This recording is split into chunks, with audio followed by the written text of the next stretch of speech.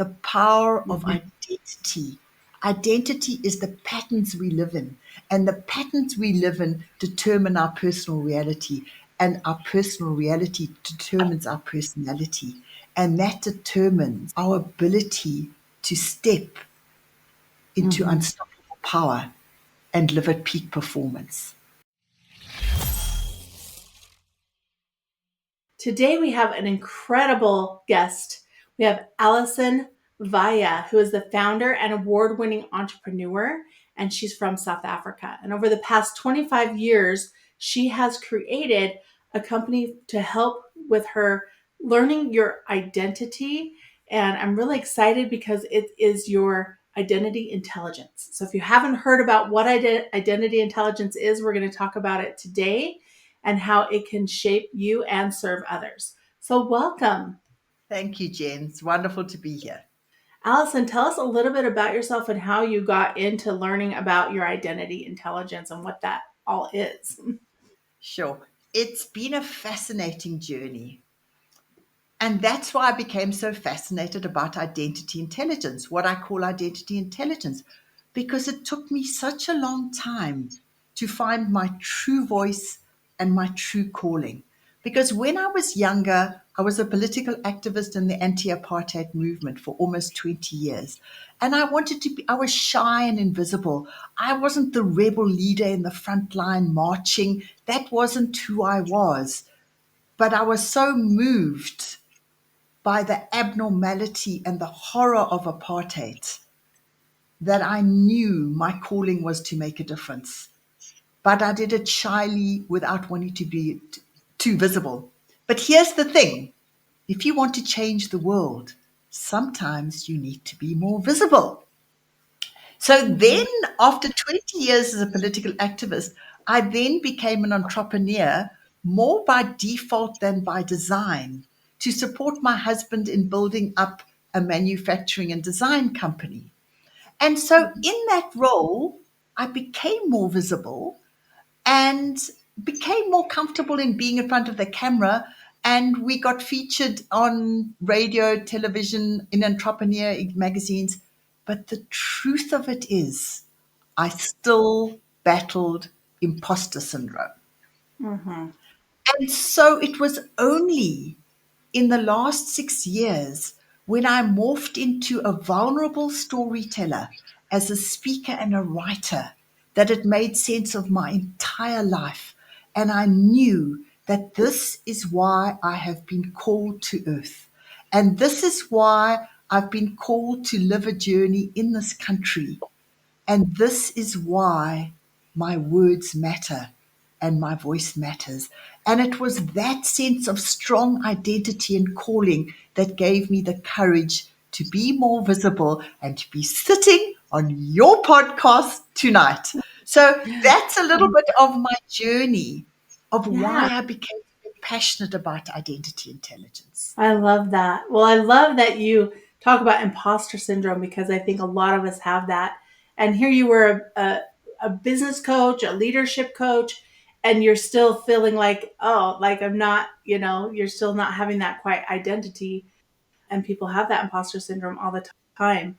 So then you started getting into writing and speaking, and now you help people, right? You serve others. So how has that helped you in the last 6 years? Like how do you serve others by the lessons that have shaped you really? Yes. Jen, that's been an incredible journey of the last 6 years. I feel like my whole life has been sort of exponentially compressed in the last 6 years to really add depth and meaning. And I live life at incredible intensity for a woman in her 60s because I have such a passionate calling. But how I help others is to unlock the voice in their soul and their calling and their razor sharp sense of why they came to earth so that they can live an exponential legacy. And that I think is my calling because it took me 60 years to find my voice. And I don't want people to wait 60 years to find their true voice. So that's what I help do is by being so vulnerable in my storytelling. I think I'm a very Mm-hmm. evocative speaker. In South Africa, they call me a soul speaker. And very often people cry when they hear my story or the way I tell my story, because I don't try and come out as an expert or somebody who's got it all sewn up. And I vulnerably tell my story because of how that very journey shaped my voice. So I hope that unpacks a little bit of what and now I'm involved in transformation summits and helping others write books and helping others claim their voice. And yeah, it's just become a whole ripple effect. Mm-hmm. After I claimed my voice, I seem to be a Yeah. mentorship for others to claim theirs. I love that you talked about being vulnerable.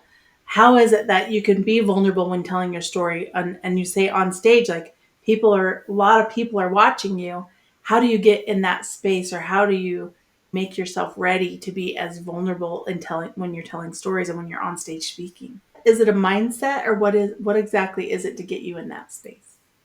Yeah, I think it is a mindset, but I also believe it's a grown voice.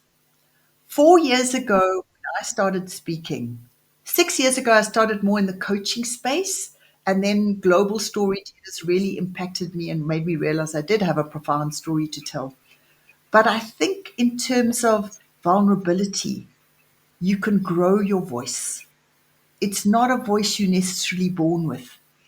When Mm-hmm. I started speaking 4 years ago, people told me I screeched into the camera, I barreled through the information. And now I speak slowly. I pause. I allow things to land. That's a voice that's been grown. And I always say about speaking and writing that you can be the eternal student of other people's magnificence. But until you step into the arena of your own life and your own courage to claim your voice, you can never claim your own unique voice. Because for 60 years, I was the eternal student of personal development, sitting in the wings of other people's stadiums. And it's easy to be critical and look at how other people are doing it. It's kind of a safe space to be. It's like going back to the being invisible. You feel like you're learning and you're growing, but you're not actually stepping to the arena of courage. And so it was only when I started to develop that courage muscle that I really changed my voice and Mm-hmm. really started impacting others. And what I often say to people is that when I got into the ring as a gladiator, and a warrior of change, the gladiator that I faced was not another speaker or another writer or any other competitor. It was the old voices in my head of who I used to be. And so every time I get into the arena, it gets a little bit easier. And sometimes as speakers, and I'm sure you might also have experienced this in your early days when as a columnist, as a writer, as a publisher, and lots of different things.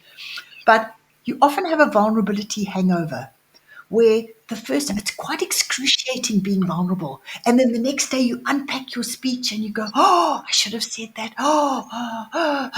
And and it's like a vulnerability hangover. And I Mm-hmm. actually said that to one of my mentees now after she was vulnerable for the first time on stage. And I said to her, Jeannie, it's called a vulnerability hangover. But the Mm-hmm. more you get into the arena, the more you dust off and the more you realize that your courage is what gives other people courage.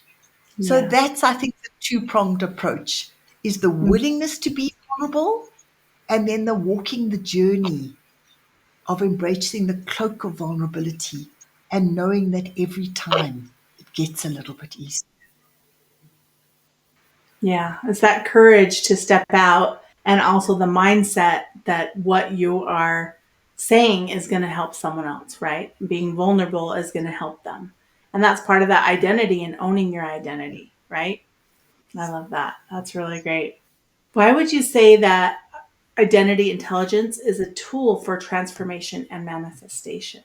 I think, Jen, that identity intelligence is the super fuel of manifestation because Mm-hmm. I've walked a long journey to wholeness. And I used to battle anxiety, depression, emotional eating, extreme yo yo dieting, eating disorders, 30 kilograms up, 30 kilograms down.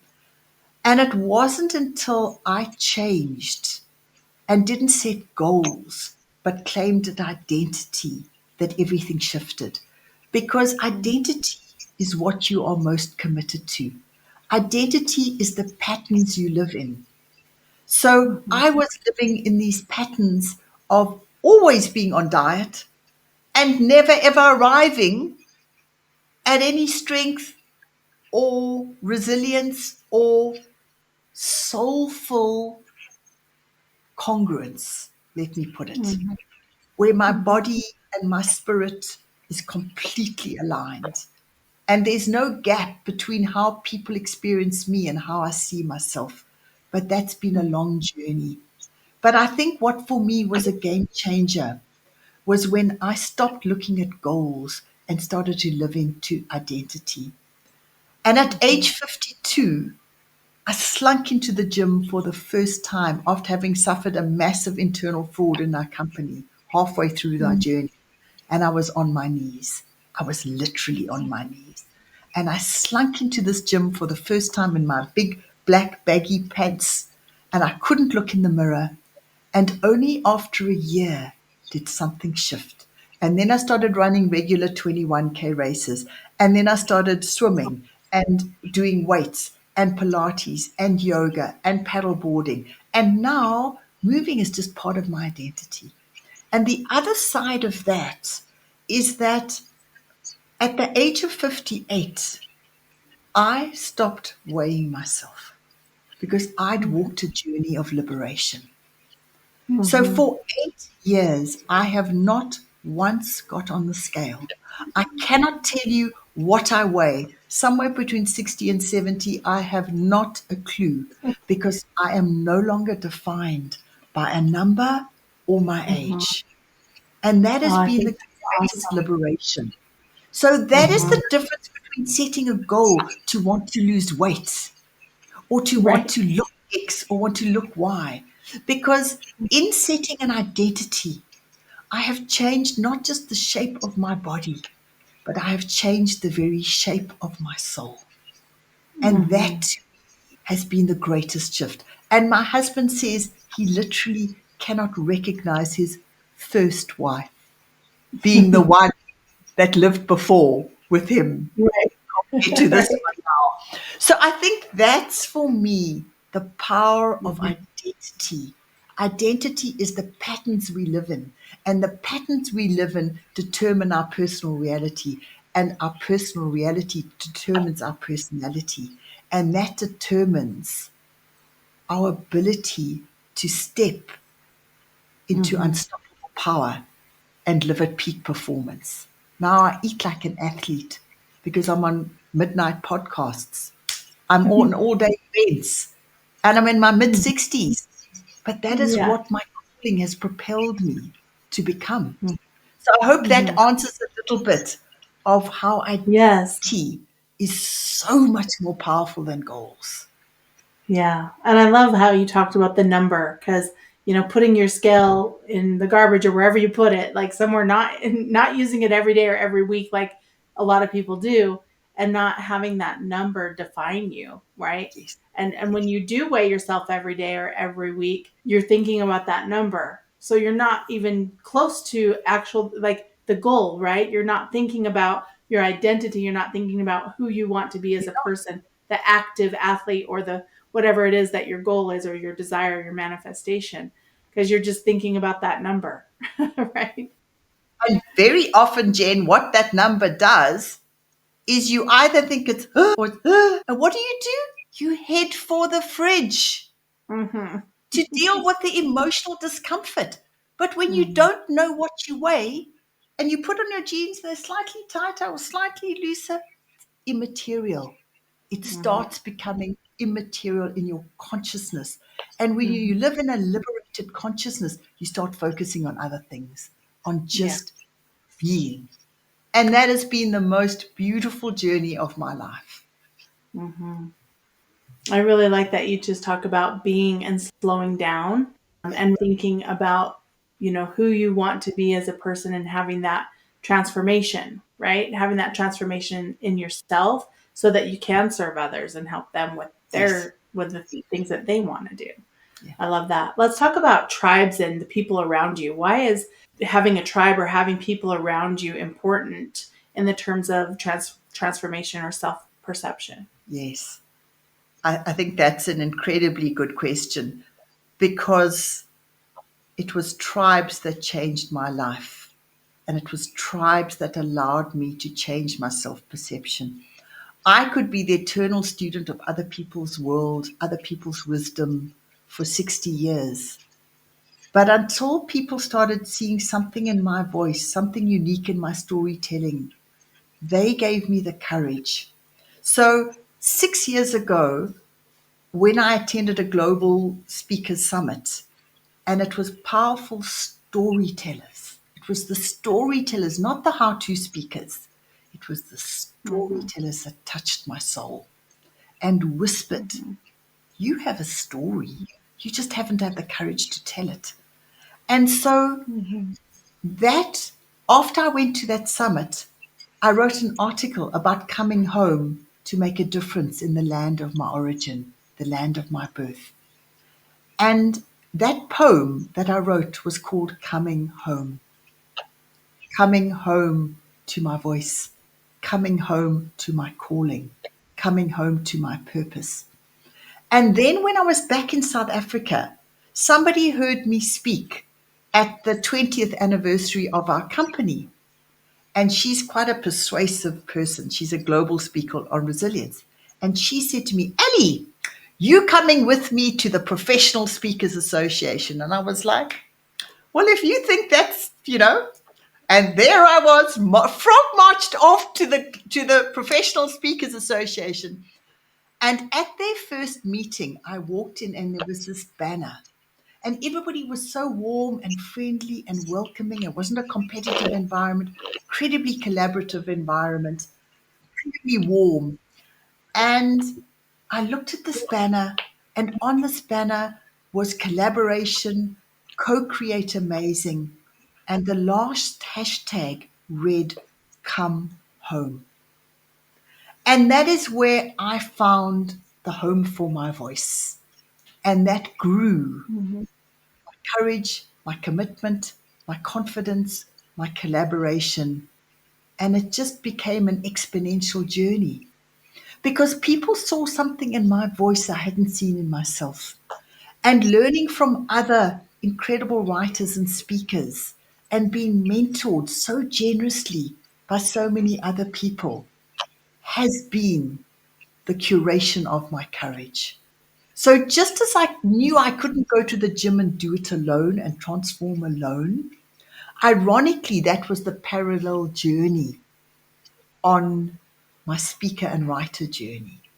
So that's why I Mm-hmm. believe tribes are such an important, and the world has changed sociologically. I'm a sociologist by background, so I tend to look at everything from a Mm-hmm. sociological point of view. If you look in the olden days, we lived in one country, people were in one town, they brought up their kids, they stayed in the community. Now we are dispersed all over the world. And sometimes our family of origin is not our closest tribe. And sometimes it's quite challenging when you change and then your family don't always relate to that person that you're becoming. Whereas the Yeah. tribes of understanding, they understand your language and your calling. So I think it's been a Mm-hmm. fascinating journey to see how much the world is becoming global tribes of understanding as opposed to families of origin. That's been my experience. Mm-hmm. I love that. And you're talking about writing a lot. Now, tell us a little bit about your book before we wrap up here. You have a book called Belonging: Finding Yes. Tribes of Meaning. Tell us a little bit Yes. about your book so people can go and get that. Sure. My book is available on Amazon and also via my website, which is alisonweihe.com, as the words are spelt on the screen. And it was a deeply vulnerable process because I wrote it over 2 long years. A lot of history, a lot of research went into it. But what I do is I tell the story of a young pale girl growing up in anti-apartheid South Africa who became a political activist because she saw things that she could no longer unsee, and she heard things that she could no longer unhear. And she was so deeply moved by the madness and the abnormality and the pain and the anguish of apartheid that she stepped into the other side and became an activist for almost 20 years, a political journalist, and so on. And then my journey of becoming an entrepreneurship and what shaped me. But my political activism shaped me as an entrepreneur. And then that journey shaped me as a speaker and writer. So, what it does is it tells that journey. But at the end, the book becomes not just a memoir. I think the book is beyond a memoir. It's a journey, an evocative journey to allow others to claim the story in their soul. And I wrote it so that somebody else would feel a little bit less alone and somebody else would have the courage to say, and that's what I got whenever people read my book. They go, Ali, you unlocked a story inside of me. So I hope my book does that.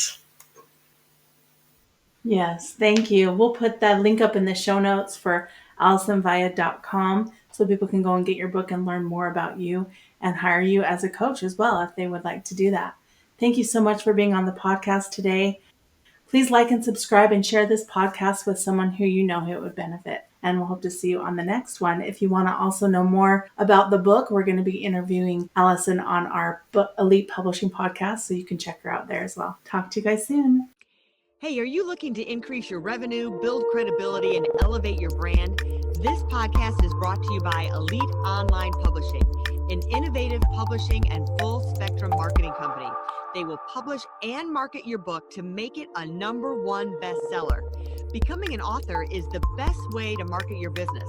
So contact them at eliteonlinepublishing.com today. All of their authors become #1 bestsellers.